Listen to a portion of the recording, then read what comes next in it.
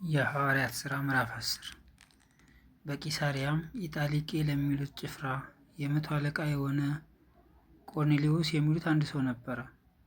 እርሱም ከቤተሰቦቹ ሁሉ ጋር እግዚአብሔርን የሚያመልክና የሚፈራ ለሕዝብም እጅግ ምጽዋት የሚያደርግ ወደ እግዚአብሔርም ሁልጊዜ የሚጸልይ ነበረ። ከቀኑም 9 ሰዓት ያህል ቆርኔሌዎስ ሆይ የሚለው የእግዚአብሔር መልአክ ወደ እርሱ ሲገባ በራእይ በግልጥ አየው። እርሱም ትኩር ብሎ ሲመለከተው ደንግጦ ጌታ ሆይ ምንድን ነው አለ። መልአኩም አለው ጸሎትህና ምጽዋትህ በእግዚአብሔር ፊት ለመታሰቢያ እንዲሆን አደረገ። አሁንም ወደ ኢዮጴ ሰዎችን ልከህ ጴጥሮስ የሚባለውን ስምዖንን አስመጣ። እርሱ ቤቱ በባህር አጠገብ ባለው በቁርበት ፋቂው በስምዖን ዘንድ እንግድነት ተቀምጧል። ልታደርገው የሚገባህን እርሱ ይነግርሃል። የተናገረው መልአክ በሄደ ጊዜ ከሎሌዎቹ ሁለቱን ከማይለዩትም ጭፍሮቹ እግዚአብሔርን የሚያመልክ አንዱን ወታደር ጠርተው ነገሩን ሁሉ ተረከላቸው። ወደ ኢዮጴም ላካቸው። እነርሱም በነገው ሲሄዱ ወደ ከተማም ሲቀርቡ ጴጥሮስ በ6 ሰዓት ያህል ይጸልይ ዘንድ ወደ ጣራው ወጣ። ተርቦም ሊበላ ወደደ። ሲያዘጋጁለት ሳሉም ተመስጦ መጣበት። ሰማይም ተከፍቶ በ4 ማዕዘን የተያዘ ታላቅ ሸማ የሚመስል ዕቃ ወደ ምድር ሲወርድ አየ። በዚያውም 4 እግር ያላቸው ሁሉ አራዊትም በምድርም የሚንቀሳቀሱት የሰማይ ወፎች ነበሩበት። ጴጥሮስ ሆይ ተነሳና አርደህ ብላ የሚልም ድምፅ ወደ እርሱ መጣ። ጴጥሮስ ግን ጌታ ሆይ አይሆንም፣ አንዳች ርኩስ የሚያጸይፍም ከቶ በልቼ አላውቅምና አለ። ደግሞም ሁለተኛ እግዚአብሔር ያነጻውን አንተ አታርክሰው የሚል ድምፅ ወደ እርሱ መጣ። ይህም 3 ጊዜ ሆነ። ወዲያውም ዕቃው ወደ ሰማይ ተወሰደ። ጴጥሮስም ስላየው ራእይ ምን ይሆን ብሎ በልቡ ሲያመነታ፣ እነሆ ቆርኔሌዎስ የላካቸው ሰዎች ስለ ስምዖን ቤት ጠይቀው ወደ ደጁ ቀረቡ። ድምፃቸውንም ከፍ አድርገው ጴጥሮስ የተባለው ስምዖን በዚህ እንግድነት ተቀምጧልን ብለው ይጠይቁ ነበር። ጴጥሮስም ስለ ራእዩ ሲያወጣ ሲያወርድ ሳለ መንፈስ እነሆ 3 ሰዎች ይፈልጉሃል፣ ተነስተህ ውረድ፣ እኔም ልኬያቸዋለሁና ሳትጠራጠር ከእነርሱ ጋር ሂድ አለው። ጴጥሮስም ወደ ሰዎቹ ወርዶ እነሆ የምትፈልጉኝ እኔ ነኝ፣ የመጣችሁበትስ ምክንያት ምንድን ነው አላቸው።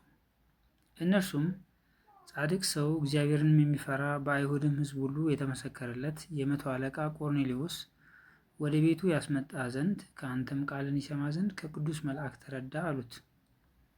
እርሱም ወደ ውስጥ ጠርቶ እንግድነት ተቀበላቸው። በነገውም ተነስቶ ከእነርሱ ጋር ወጣ።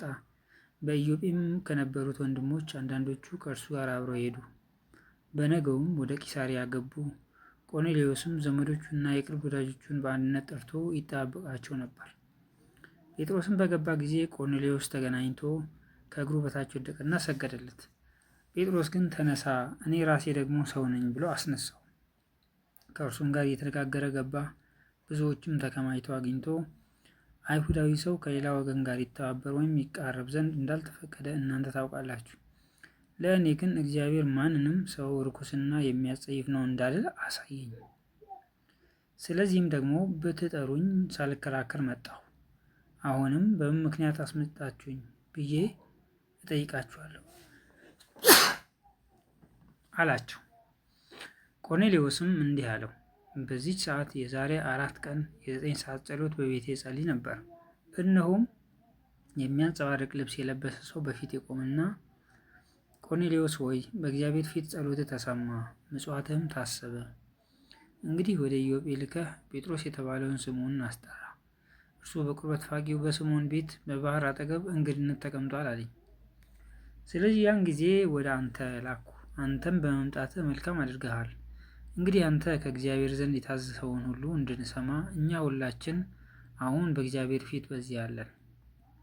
ጴጥሮስም አፉን ከፍቶ እንዲህ አለ፣ እግዚአብሔር ለሰው ፊት እንዳያዳላ፣ ነገር ግን በአሕዛብ ሁሉ እርሱን የሚፈራና ጽድቅን የሚያደርግ በእርሱ የተወደደ እንደሆነ በእውነት አስተዋሉ።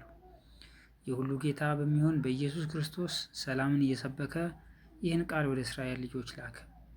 ዮሐንስ ከሰበከው ጥምቀት በኋላ ከገሊላ ጀምሮ በይሁዳ ሁሉ የሆነውን ነገር እናንተ ታውቃላችሁ። እግዚአብሔር የናዝሬትን ኢየሱስን በመንፈስ ቅዱስ በኃይልም ቀባው። እርሱም መልካም እያደረገ ለዲያብሎስም የተገዙትን ሁሉ እየፈወሰ ዞረ፣ እግዚአብሔር ከእርሱ ጋር ነበርና። እኛም በአይሁድ ሀገርና በኢየሩሳሌም ባደረገው ነገር ሁሉ ምስክሮች ነን። እርሱንም በእንጨት ላይ ሰቅለው ገደሉት። እርሱን እግዚአብሔር በሦስተኛው ቀን አስነሳው፣ ይገለጥም ዘንድ ሰጠው። ይኸውም ለሕዝቡ ሁሉ አይደለም፣ ነገር ግን እግዚአብሔር አስቀድሞ የተመረጡ ምስክሮች ለሆን ለእኛ ነው እንጂ። ከሙታንም ከተነሳ በኋላ ከእርሱ ጋር የበላን የጠጣንም እኛ ነን።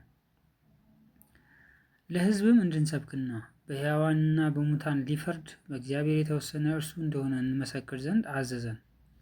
በእርሱ የሚያምን ሁሉ በስሙ የኃጢአቱን ስርየት እንዲቀበል ነቢያት ሁሉ ይመሰክሩለታል።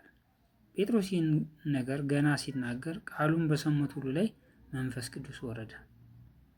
ከጴጥሮስም ጋር የመጡት ሁሉ ከተገረዙት ወገን የሆኑ ምዕመናን በአሕዛብ ላይ ደግሞ የመንፈስ ቅዱስ ስጦታ ስለፈሰሰ ተገረሙ። በልሳኖች ሲናገሩ እግዚአብሔርንም ሲያከብሩ ሰምተዋቸዋልና። በዚያን ጊዜ ጴጥሮስ መልሶ እነዚህ እንደኛ ደግሞ መንፈስ ቅዱስን የተቀበሉ እንዳይጠመቁ ውሃን ይከለክላቸው ዘንድ የሚችል ማን ነው? አለ። በኢየሱስ ክርስቶስ ስምም ይጠመቁ ዘንድ አዘዛቸው። ከዚህ በኋላ ጥቂት ቀን እንዲቀመጥ ለመኑት።